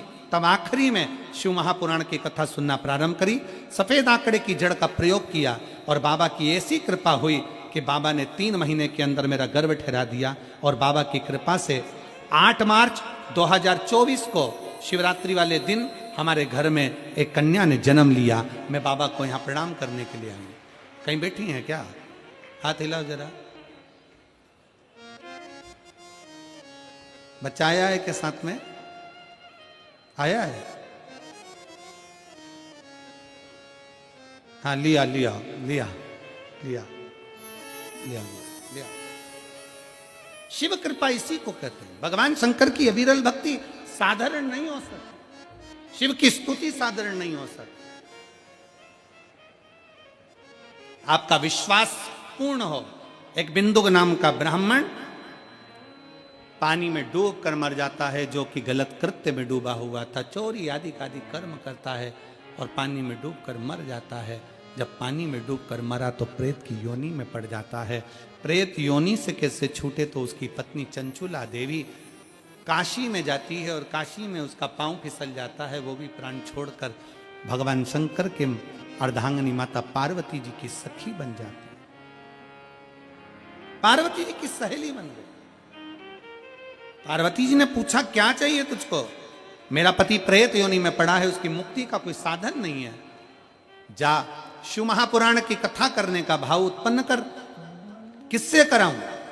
देवऋषि नारद तो एक जगह बैठ नहीं सकते, उनको तो श्राप लगा होता है।